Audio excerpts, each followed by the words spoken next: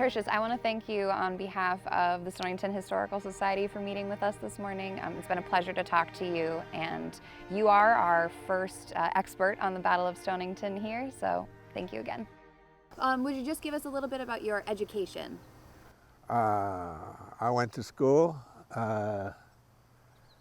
Then we got interrupted by the war, World War II.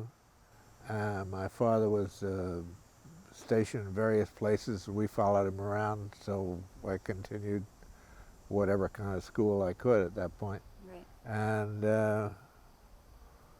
then I went to Trinity College in Hartford. And how did you become aware of and wind up in Stonington? My brother George, my older brother George, had a place here, and he was buying property and he wanted to sell me some. And so out of a sucker for family ties and everything like that, and so I bought a house in the borough, and we moved here. And so when you came to Stonington, you knew people like Anthony Bailey? Yeah. Yep. Burley McKenna, maybe? Yeah, I knew people, but Stonington was a very different place in those days. It was much more of an artist colony with people such as you've mentioned, and of course Jimmy Merrill and lots of other types. It was also, it was not the sort of posh place it's become. It had that aspect to it, but it was more than anything. It was it had a large Portuguese component, most of whom worked in the velvet mill, and it had a lot of working class as well as some artists. Artists were attracted to it because it was fairly inexpensive. And then it went the way of other places like East Hampton on Long Island and things like that. It's become quite different. So tell me about how did you become interested in the Battle of Stonington? Well, I moved here, and of course you learn about the battle, and at that point I was very intrigued with it. I saw it as a, what did William Blake call it, a universe, finding a universe in a grain of sand. That the battle was tiny, it was insignificant in many ways, but it represented, it led directly to the White House and to London politics and to all sorts of things. So it was sort of fascinating. I began looking into it, and I found Frank Lynch, who was a retired naval officer, had done a considerable amount of research, he and his wife, in England on the battle. And it was funny. For a long time, I thought I was the first person to call it a battle, because it wasn't a battle. It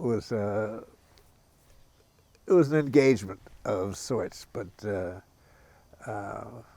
was one of the problems with it. Was you couldn't say it was a battle that we won or lost in a real sense. I'm just curious myself, have you always been interested in history? Yes. I guess because it's a good story, or it can be made into a good story. And it was a kind of it was a challenge to turn the engagement of Stonington, the Battle of Stonington. It didn't have a good snappy ending, and it was all sort of whatever it was, and it took a while to pull that together. And I think I know now. I think I did an okay job, but it's been 30 years since that book came out, and in that time I have learned that much more about it, of a key nature, and I think it's time for someone else to write another version. The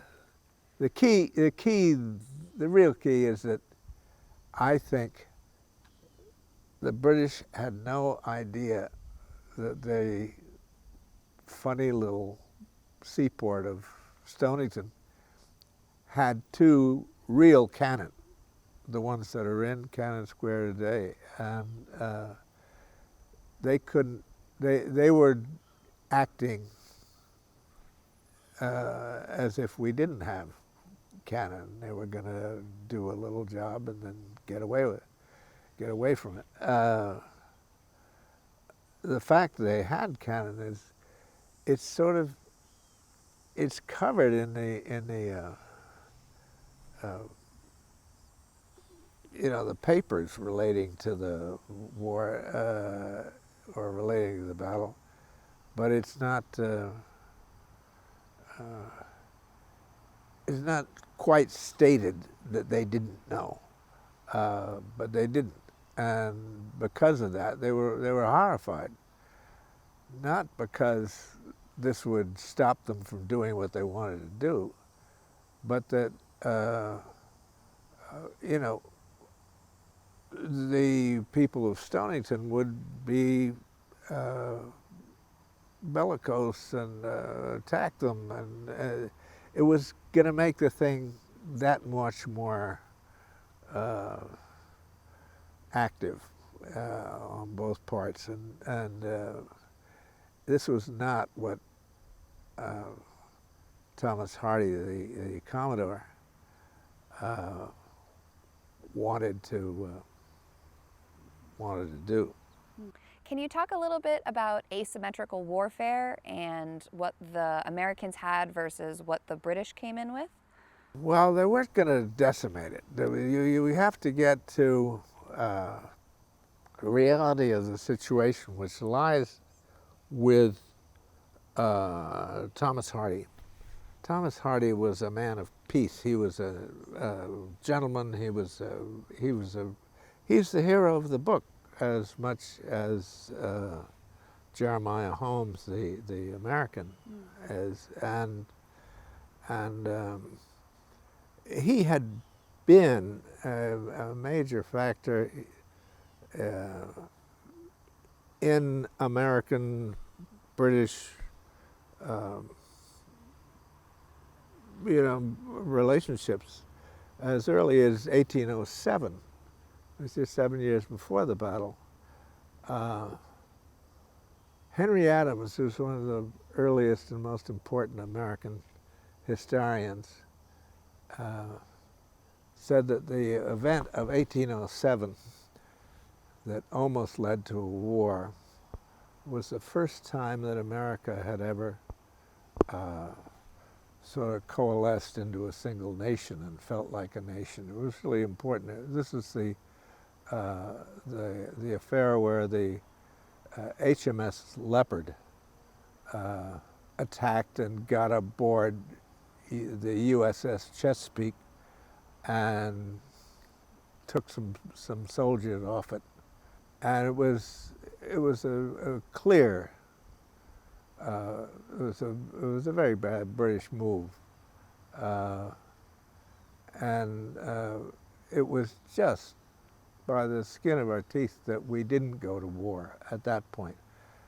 And one of the principal reasons was that the British sent Thomas Hardy, Captain Hardy, to Norfolk, Virginia, where the incident had taken place, and put him in charge of the British forces there, and he was able to bring peace and get things quieted down in a big hurry. He was a significant factor. Then so in the War of 1812, they put Hardy in a major position. He had to report. He was a captain, and he couldn't become admiral, even though he had every right to be thought of as an admiral. He couldn't become one because of the just prerogatives and his date of enlistment and all that sort of stuff. So he had to pay attention to admirals. But in fact, he was he was free to do what he wanted, and they put him in charge, for the most part, of New England, because Britain, which did not want the War of 1812 to happen, it was their dumbness that had brought it about. But they wanted Hardy in a place where he could see things and be a peacekeeper rather than a belligerent force there. And New England was against the war, and he wanted to make friends there. And he had spent a couple of years by that time in New England waters, and he was not interested in getting into any sort of confrontational point. But of course, the Americans were going to do whatever they could to fight off this blockade that he was a major factor in.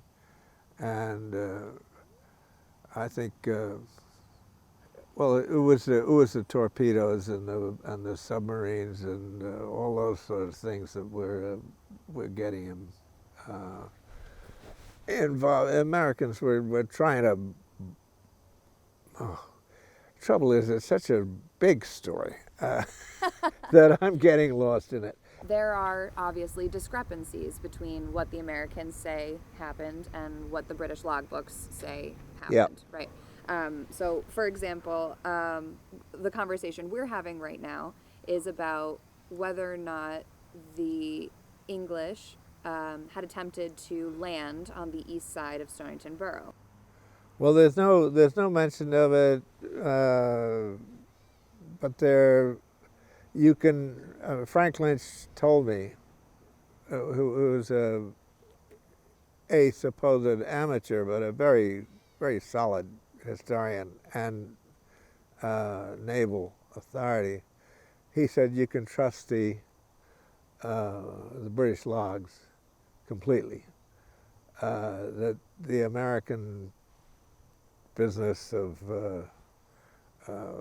all these Marines being killed and things like that it's not so. Can you tell us a little bit about Thomas Hardy's counterpart, Jeremiah Holmes?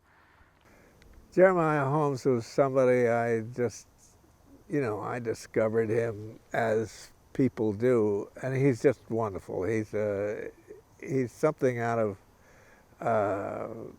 American enterprise, and sort of he was always looking for a deal and working towards it. His memories of the battle and of the whole war, he dictated them to I think it was a nephew or something, and they were in the Mystic Seaport library, and I think I'm the last person who saw them. No, I'm not. Somebody later they were fascinating, and I used a lot of that material from them in the book, but they seem to be missing now, and it's, you know, somebody just took them, and they did not have, in those days, the library had not thought to, they were just penciled notes. Right. And but they're gone now, I guess. It's too bad. But it means that they'll have to keep one copy of my book for some time. Absolutely. Yeah, definitely. All right, so here's an interesting question. In your opinion, how did the British lose the battle? They left it in a sort of sense of disorder. I think again, Hardy did a wonderful job. He was a good naval officer, which means he was a good coverer up of problems and a good bureaucrat, we'd call him. He said, well, if you can't, you know, promise me you're not going to stop the attempts at torpedoing our ships, well, then you can give me this, the Mrs. Stewart, who was the wife of a British, spy. And that couldn't be done. There are all these historical, but at least it wiped away any need for further British activity. They'd won a point. And the Americans should have said, oh, sure, we'll stop the torpedoing. And they didn't stop. They didn't say that, but they should have. Because, in fact, the torpedoing was never effective, but it was potentially effective, potentially very effective. But I think the British left with as good a, they said there isn't any reason to be here anymore, and they just got out, and good for them. And as I say, Hardy is as much a hero as Jeremiah Holmes. I'd like to talk about two different factors here. One is the cannon. The two cannon that are down in Cannon Square are absolutely wonderful. Those are the guns that in effect won the battle. And they are properly taken care of and wonderful. But I think what I find missing is something that I would just love to have sort of a big monument for or whatever around the cannon that would have the quote from Amos Palmer at the time. I carry it around because otherwise I'm gonna miss some of the wonderful sort of 1814 quality to it.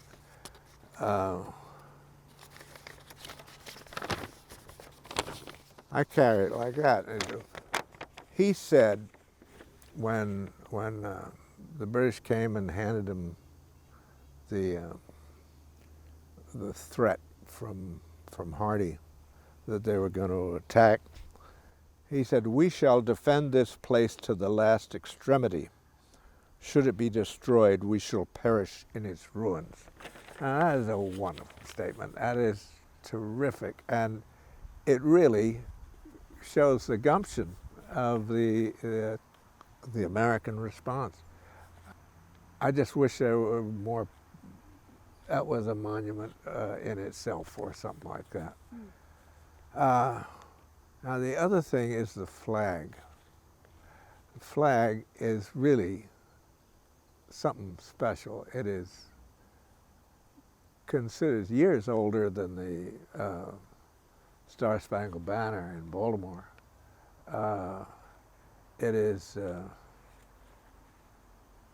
Andrew Jackson was shown the flag one time when he was in Stonington, and Stonington people said, well, you know, it's what it is. And he said, oh no, this is, people have risked their lives for this flag, and it is absolutely an official flag. And he had to give that talk because it is a totally unofficial flag. It had been made with, I guess after Tennessee was admitted to the Union in 1805, I guess. They said, okay, this is going to be the flag at that time was 15 stars and 15 stripes. I said, so we'll make this 16 stars and 16 stripes.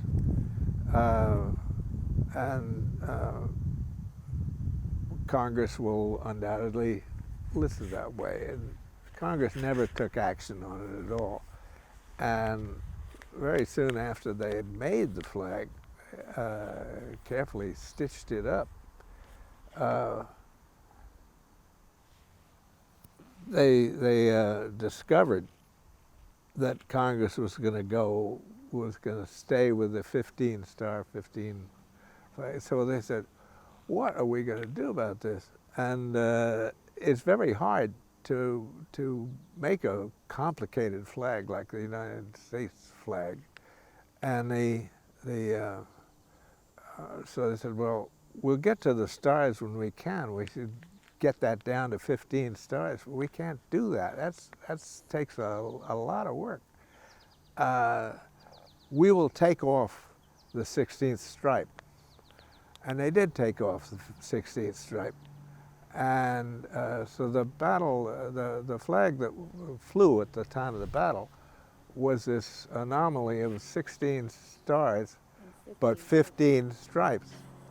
And then after the battle, the flag it was treated like, you know, holy stuff. It was a shrine of Turin sort of feeling to it. And they kept it around, and they finally started the Historical Society because to take care of it. Then came, I guess it was right after World War II, they decided this thing is falling apart, we're going to have to fix it. So they gave it to somebody who should have known better. And he looked at it and said, oh, this used to, with a little bit of the 16th stripe is still there. And so we're going to put it back. So they added a 16th stripe. Now, that was ridiculous because it was only 15 at the time of the battle. And the proof of that is the people treated this flag as holy almost, and they would have added the 16th stripe if that had been it. Anyway, I go on about this to a ridiculous extent, but at the same time, I get a great feeling when I see that flag. Even when I see the couple, they build a new one for ceremonial purposes, and that gives me a thrill too, that they thought it was so important that they did make another flag. And I think it to me is I consider it holy in its own funny way. And nearest thing I was able to do to it is a English artist, Francis Smithman, made a painting, or did a painting on the battle, a copy of which is in the bank, and I think there are a couple of others. I gave him some help through the man who had commissioned it. The man who commissioned, well, he's Charles Timberlake, who has the original. and Smithman wanted to put the flag in, and in his painting. It was an obvious factor there, and that flag is correct. That is, no one notices, because it just looks like an American flag, but in fact, it's 16 stars, but only 15 stripes. And I guess no one will notice it, but I'll have to go have a look. yeah, I have to see it, yeah. What was it, 2 or 3 weeks after the Battle of Stonington, the British attacked Fort McHenry in Baltimore, and Francis Scott Key happened to be a viewer of that battle, and he wrote a poem about the Star-Spangled Banner, and which immediately was became a national hymn, and if you read the third verse of the national anthem, says, "Thus be it ever when free men shall stand between their loved homes and the war's desolation, blessed with victory and peace, blah, blah, blah, blah." But that is the scene of the Battle of Stonington. These people were literally standing between their loved homes and the British squadron just outside their little piece of land. And I've always wondered, was Francis Scott Key even unconsciously thinking of the Battle of Stonington, which had been very much in the press at the time, when he was conjuring up the third and final verse to his patriotic hymn or whatever? I like to think it was. Yeah. All right. Is there anything else you'd like to say about the Battle of Stonington and how Well, it was? yeah, I think people should be proud of it.